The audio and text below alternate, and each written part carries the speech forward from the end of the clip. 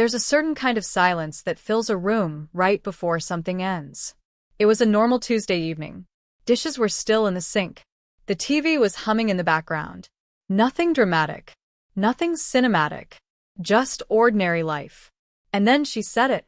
I think we should get a divorce. No yelling. No tears.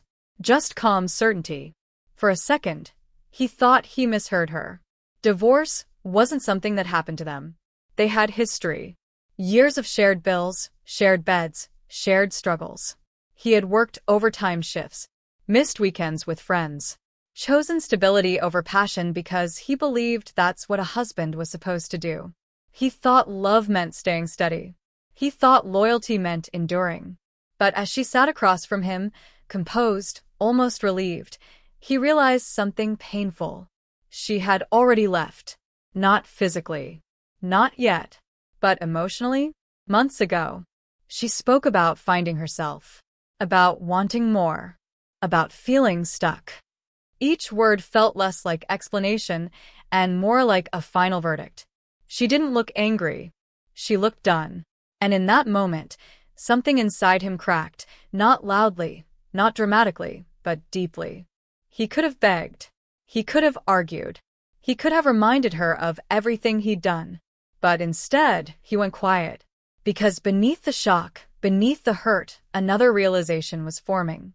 If she wanted out so easily, maybe he had been fighting to hold together something that was already gone. That night didn't just end a marriage. It began a transformation she never saw coming. From the outside, their marriage looked solid, almost enviable. They had the kind of life people post about. A clean suburban home. Coordinated holiday photos. Weekend brunches with friends where they laughed easily and clinked glasses like everything was effortless. If anyone had asked, they both would have said, "We're good." But good can hide a lot. In the beginning, things were different. They used to talk for hours about dreams, traveling, starting a business, building something meaningful together. Back then, he felt chosen, needed, appreciated.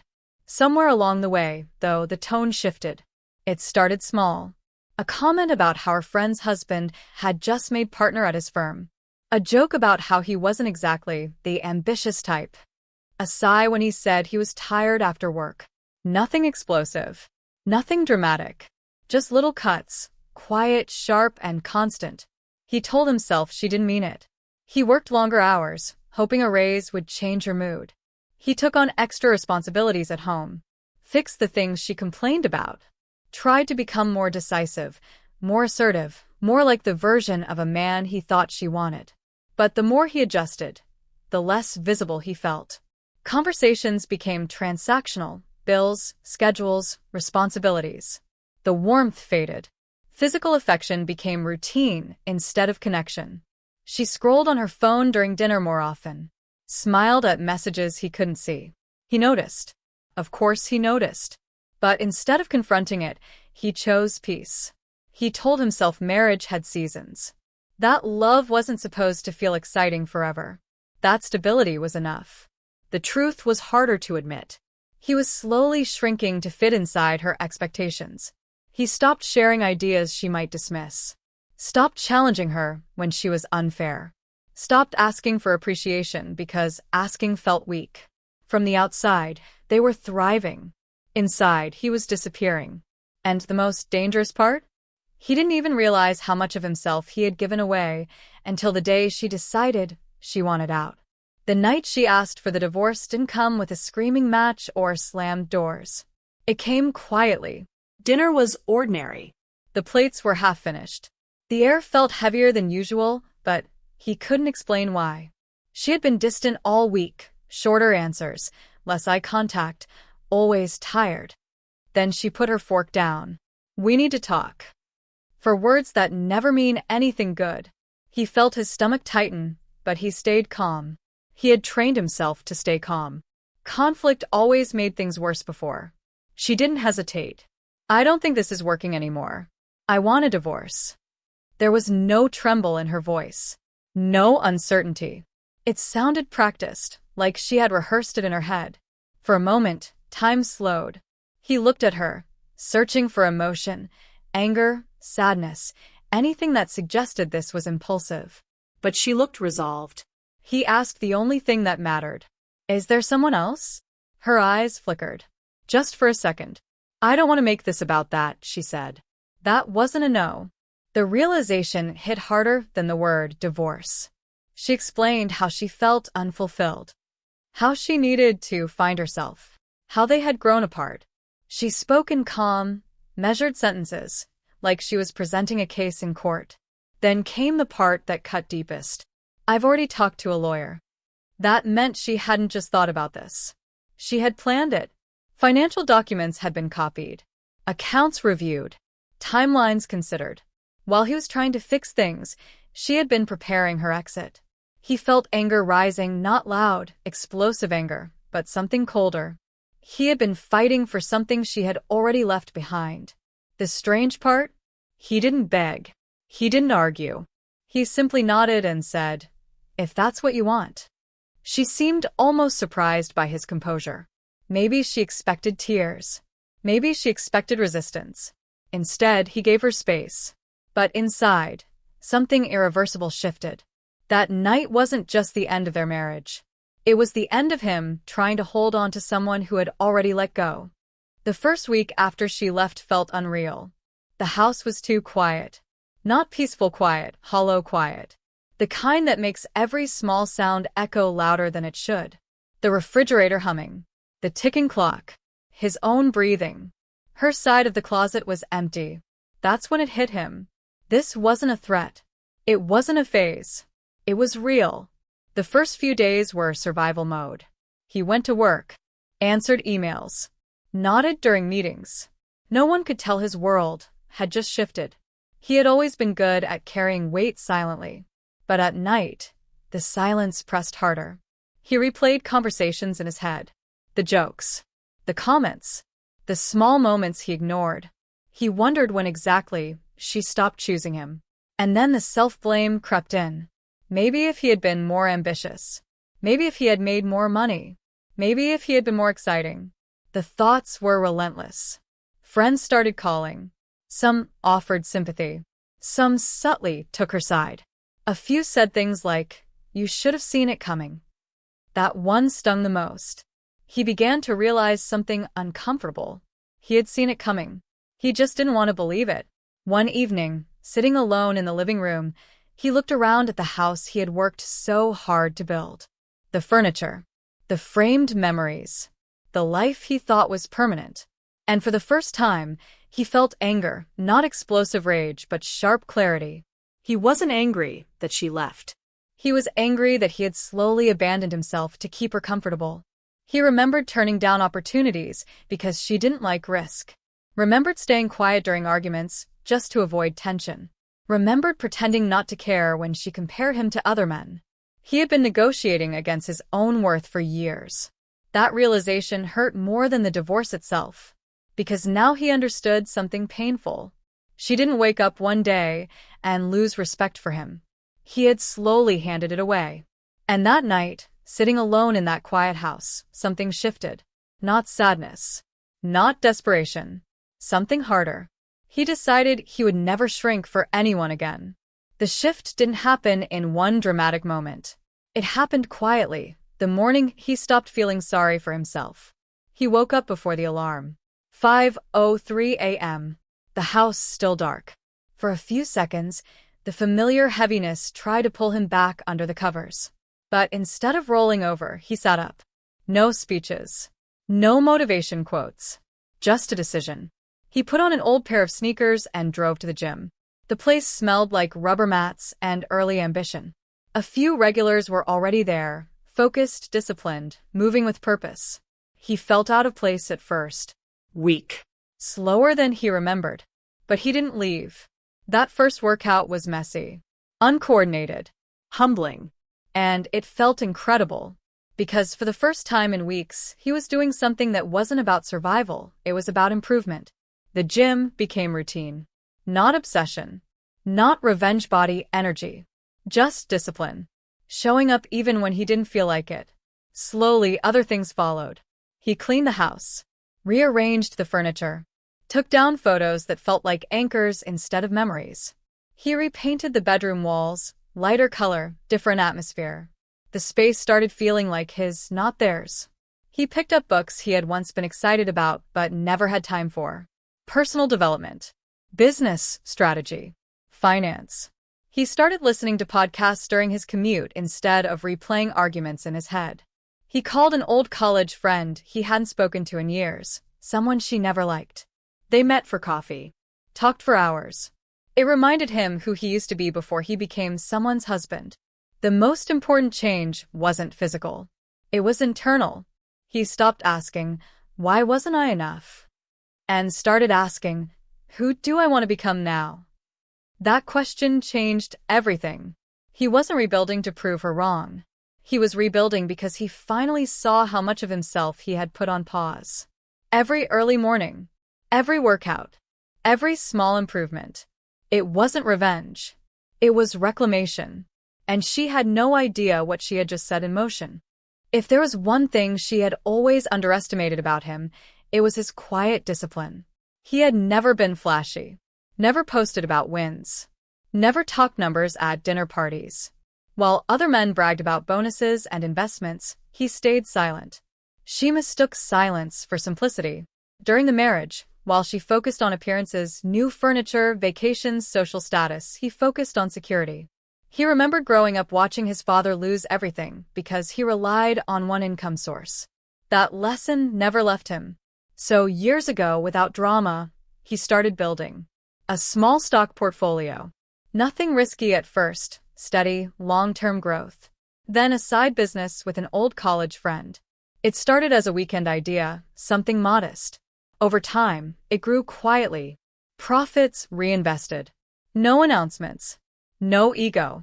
She knew about it, but she never really paid attention. To her, it was just a hobby. When she said she wanted the divorce, she likely assumed she was leaving behind a stable but ordinary man. What she didn't realize was that he had options. During the divorce proceedings, financial disclosures became mandatory. Accounts were reviewed. Assets listed. Partnerships examined. The day her lawyer saw the full picture, the tone shifted. He wasn't reckless with money. He was strategic. The side business had grown significantly. The investment portfolio had matured. He wasn't wildly wealthy, but he was far more financially independent than she had imagined. For the first time, she asked questions. "Since when did this grow so much?" He answered calmly, "It's been building for years." That answer carried more weight than he intended, because it wasn't just about money. It was about foresight, consistency, patience, traits she once criticized as boring. She had assumed he would struggle without her. Instead, she realized he had been building a foundation quietly the entire time. And the most surprising part? He wasn't using it to fight her. He wasn't weaponizing success. He simply stood firm, fair, composed. The narrative she had created, that he was average, predictable, replaceable, no longer fit. For the first time since she said the word divorce, she looked at him differently. Not with love, but with realization. She hadn't left a man who lacked ambition. She had left a man who didn't need validation to grow. 6 months later, the transformation wasn't loud. It was undeniable. It wasn't just the weight he had lost or the muscle he had gained. It was the way he carried himself. Shoulders back, eye contact steady, movements unhurried. He no longer walked like a man trying to avoid conflict. He walked like a man who had nothing left to prove. The gym had reshaped more than his body. It had reshaped his discipline. Early mornings became sacred. Workouts followed by reading. Focused work hours. Clear boundaries. He stopped overextending himself for people who wouldn't do the same. He said no, without apologizing for it. Colleagues noticed first. "You seem different," one of them said during a meeting. He just smiled. He wasn't trying to impress anyone. That was the difference. His wardrobe changed subtly, better fitted suits, cleaner casual wear. Not flashy. Intentional. The kind of upgrades that signal self-respect, not ego. Even his voice sounded different. Slower. More measured.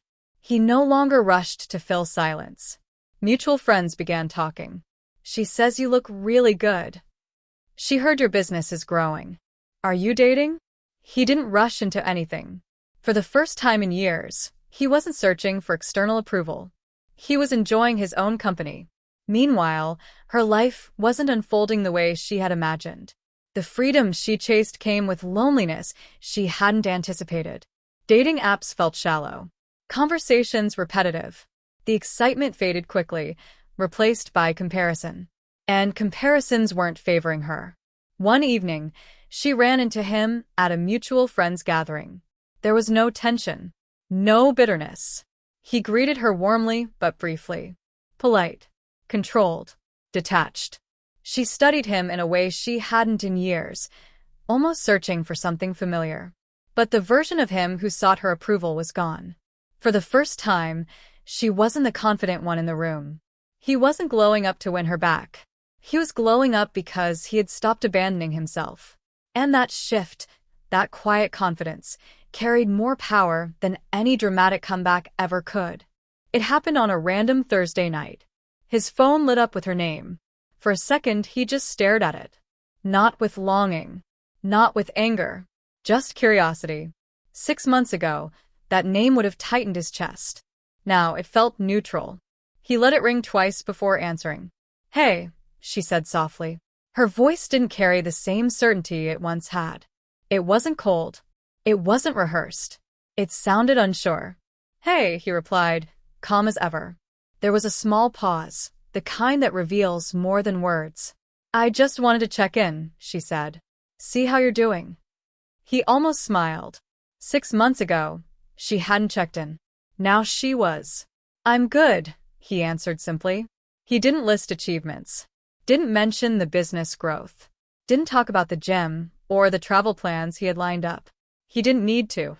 Silence stretched again. She filled it. I didn't think it would feel like this, she admitted. Being on my own.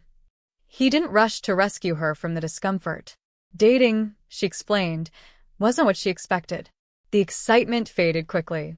Conversations felt shallow. Independence felt empowering at first, then isolating. She didn't say she made a mistake. But she didn't need to. He listened. Calm. Present. Detached. At one point she asked almost cautiously, Do you ever miss us? The old version of him would have answered emotionally. Maybe even vulnerably. The new version chose honesty without weakness. I miss the idea of what we had, he said. But I don't miss who I became. That landed heavier than he expected. Another pause. He could sense something shifting on her side, uncertainty, maybe even regret. The power dynamic had quietly flipped. For years, he had been the one trying to prove his worth. Now he wasn't trying at all. She wasn't calling about paperwork. She wasn't calling about logistics. She was calling because she felt the distance. And for the first time since the divorce, she realized something uncomfortable. He wasn't waiting. He had moved forward. And that silence, that calm detachment, made her question everything. After that call, something became crystal clear. He wasn't angry anymore. He wasn't hurt in the same way. And most importantly, he wasn't hoping. For the first time since the divorce, he realized he didn't need her to regret leaving. He didn't need an apology. He didn't need closure wrapped in emotional speeches. He had already found it. In himself. Weeks passed and she reached out again. Small messages at first. Casual. Harmless. Hope your week's going well. Heard your project is doing great. Little threads, trying to reopen a connection.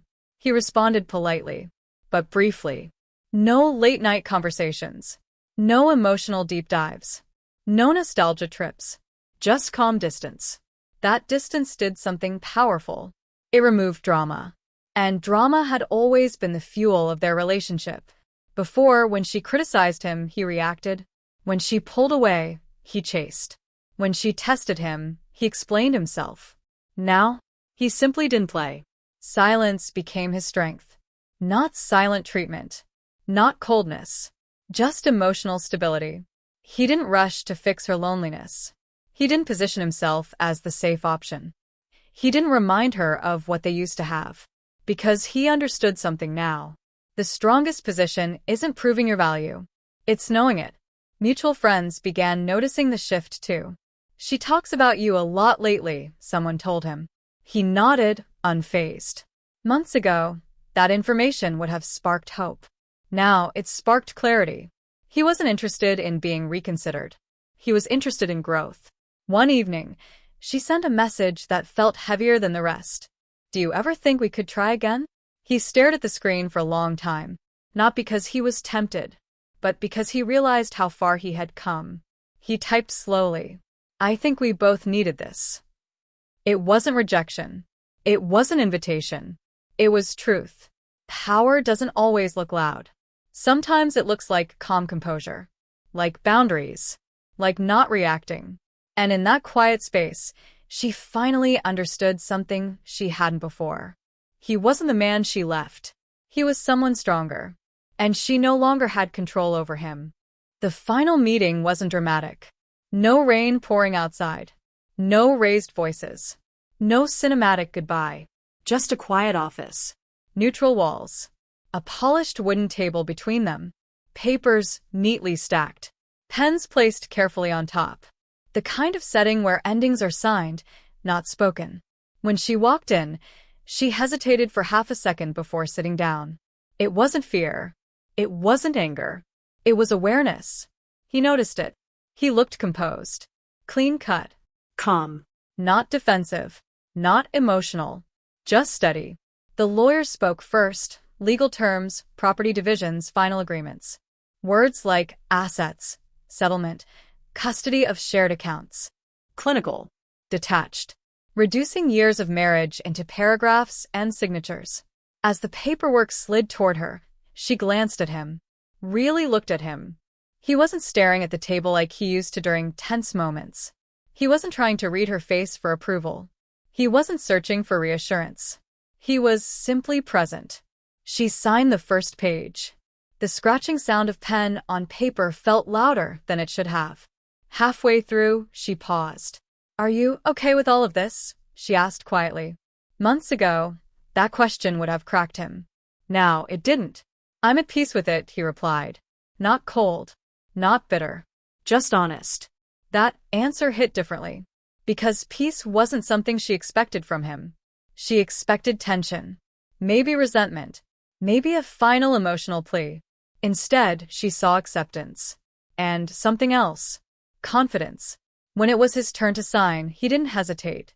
The man who once feared losing her had already faced that fear, and survived it. As they stood to leave, there was a moment, brief, almost invisible, where nostalgia hovered in the air. But it didn't control him. At the door, she said, I never thought it would end like this. He nodded lightly. Neither did I. No accusations. No blame. Just truth. As he walked away, he felt something unexpected. Not sadness. Not relief. Closure. Because the real ending hadn't happened in that office. It happened the day he stopped trying to convince someone of his worth. And this meeting? It was just paperwork catching up to reality. A year later, his life looked nothing like the one she walked away from. Not because he replaced her. Not because he chased success to prove a point. But because he rebuilt himself without compromise.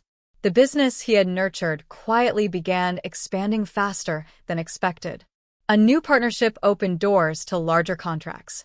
Revenue doubled. Then stabilized. Then grew again. He moved from survival thinking to strategic planning. He wasn't chasing wealth. He was building leverage. His mornings were still disciplined. Gym. Reading. Focused work. But now they carried a different energy. Not recovery, but momentum. Socially, his circle had evolved too. He surrounded himself with people who valued growth, not comparison. Conversations shifted from complaints to ideas. From gossip to goals. And, emotionally, that was the biggest win. He no longer feared abandonment. He no longer adjusted himself to be digestible. He no longer confused silence with weakness. One evening, sitting on the balcony of his apartment, a place he chose entirely on his own, he reflected on everything that had happened. The shock, the pain, the loneliness, the anger. At one point, he thought the divorce would define him. Instead, it refined him. he realized something powerful. The marriage didn't fail because he wasn't enough. It failed because he had forgotten himself trying to be enough for someone else. That awareness changed the way he approached everything: business, friendships, dating. He didn't rush into another relationship. When he did begin meeting new people, he moved differently. Clear boundaries. Honest communication. No shrinking.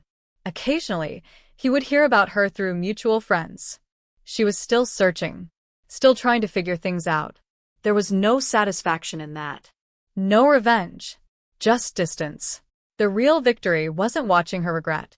It was waking up every day knowing he respected the man in the mirror. She wanted the divorce, and she got it. But what she didn't realize was that in walking away, she forced him to reclaim something he had lost long before the paperwork was signed: his power. And once a man finds that again, he never gives it away twice. Sometimes, when someone asks for a divorce, they believe they're the one holding all the power. They think they're the one choosing freedom, the one deciding the future, the one strong enough to walk away. But what this story proves is something deeper. Power doesn't belong to the person who leaves. It belongs to the person who rebuilds. He didn't scream. He didn't beg. He didn't try to compete. He did something far more dangerous. He evolved. The divorce could have broken him. It could have turned him bitter, resentful, desperate for validation. Instead, it forced him to confront the one truth he had been avoiding for years. He had abandoned himself long before she ever did. And once he saw that, everything changed. Growth became his answer. Discipline became his therapy. Silence became his strength. He didn't win because she regretted it. He won because he no longer needed her to. That's the real lesson here. Sometimes life removes the person you thought you couldn't live without, not to punish you, but to show you who you are without compromise. When someone underestimates you, when they walk away assuming you'll collapse, you have two choices. You can prove them right, or you can rise quietly, rebuild patiently, and become someone they no longer recognize. She wanted the divorce. He took back his power. And in the end, the greatest comeback wasn't loud. It was self-respect.